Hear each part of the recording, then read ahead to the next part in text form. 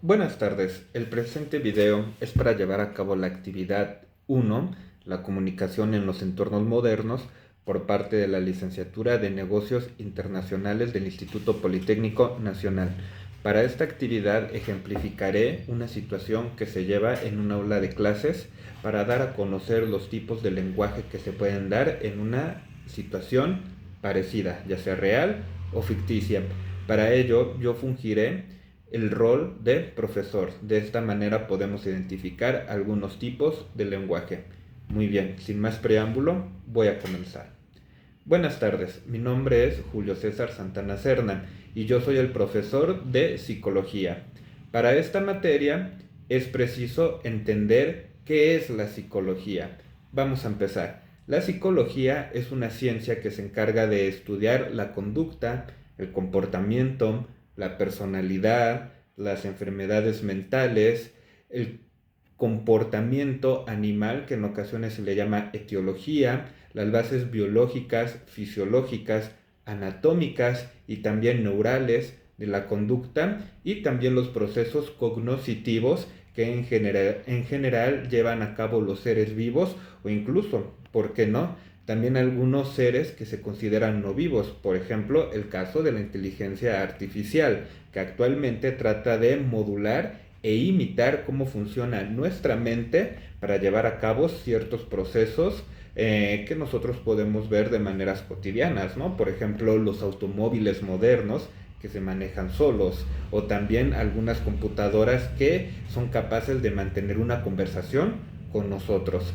Una vez que hemos delimitado el concepto de psicología, me gustaría también delimitar uno de los conceptos más importantes que hay dentro de esta área, que es qué es la conducta. Para ello, vamos a entender que la conducta es la respuesta determinada ante un estímulo específico, y esta respuesta puede ser operacionalizable, medible y también observable de manera directa o indirecta. ¿Qué quiere decir con todo esto?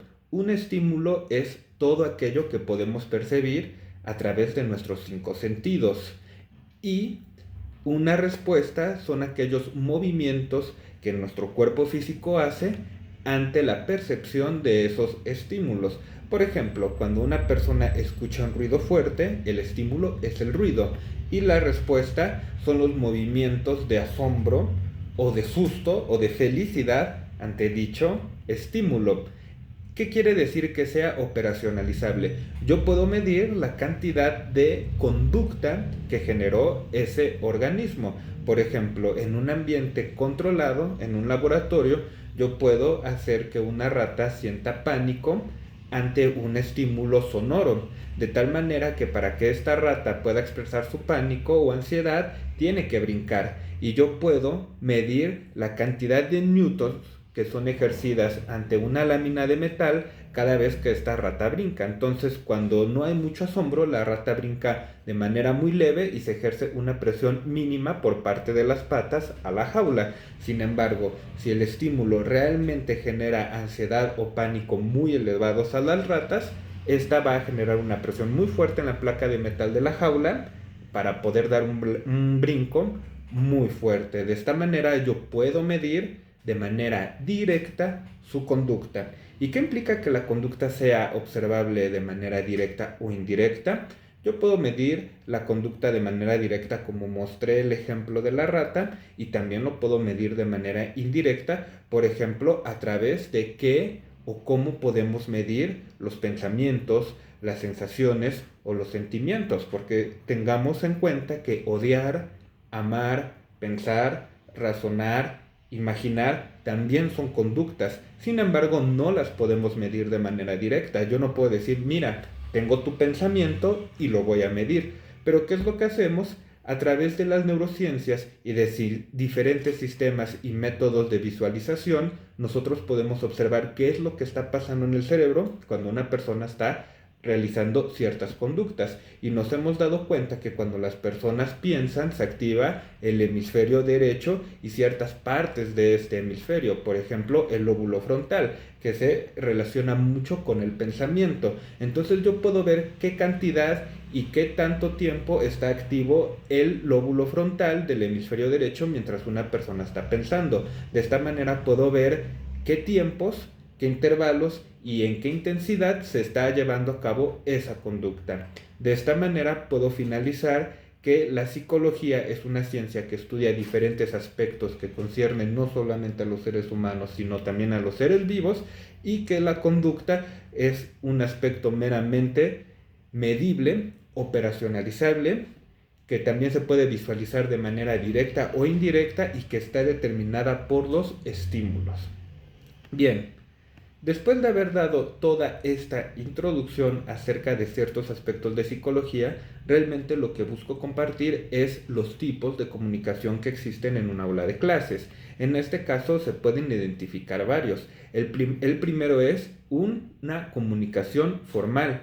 Una comunicación formal implica no usar palabras coloquiales o una jerga que se suele utilizar en entornos populares. Implica hablar de manera coherente, de manera directa y con un lenguaje apropiado que se utilice dentro de estas aulas de estudio. Por ende, yo ocupé un lenguaje formal.